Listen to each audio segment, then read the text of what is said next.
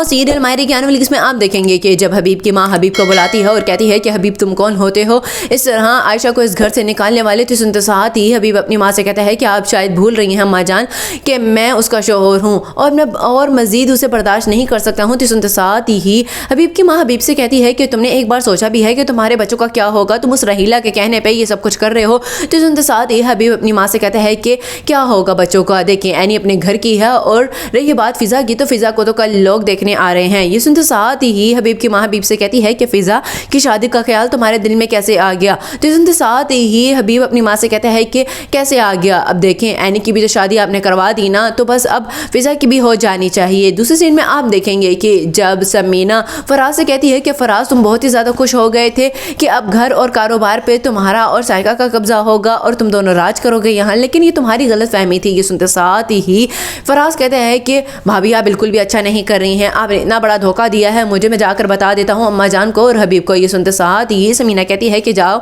जाकर जिसे बताना है बता दो, लेकिन मैं तुमसे डरने वाली नहीं हूँ, उल्टा तुम्हारा ही नुकसान होगा। ये सुनते साथ ही फराज समीना से कहते हैं कि लेकिन क्या क्या नुकसान पहुँचाएंगी आप, आपको अंदाज़ा भी है कि आपको अगर चाहे ना अम्मा जान तो अभी की अभी इस घर से निकाल सकती हैं, क्योंकि बेवा होने के बाद आपको इस घर में रहने का बिल्कुल भी हक नहीं है। ये सुनते साथ ही समीना कहती है कि वाह भाई वाह, अब तुम मुझे बताओगे कि मुझे कहाँ रहना चाहिए और कहाँ नहीं। लास्ट सीन में आप देखेंगे कि जब हमजा फहमी के पास जाता है और फहमी से कहता है कि आंटी देखें आप मुझे बहुत ज़्यादा गलत समझ रही हैं, चलें ठीक है मैं ये महीना पूरा होने के बाद छोड़ दूंगा यहाँ आना। ये सुनते साथ ही फहमी कहती है कि मैं तुम्हें गलत नहीं समझ रही हूँ, बल्कि मुझे 100% यकीन है कि तुम ही ईमान को अपनी तरफ लेके जा रहे हो। तो सुनते साथ ही कहता है हमजा कि मैं उसे अपनी तरफ नहीं लेके आ रहा हूँ, बल्कि आंटी वो खुद ब खुद मेरी जानिब आ रही है, मुझे तो अंदाज़ा ही नहीं था कि वो मुझे पसंद करने लग गई है, मेरी ज़िंदगी में तो पहले ही कोई और है। ये सुनते साथ ही फहमी कहती है कि क्या मतलब तुम किसी और को पसंद करते हो और यहाँ पर फिर क्यों आ रहे थे। ये सुनते साथ ही कहते हैं हमजा कि मैं सिर्फ और सिर्फ अपनी फ़ीस के चक्कर में आ रहा हूँ।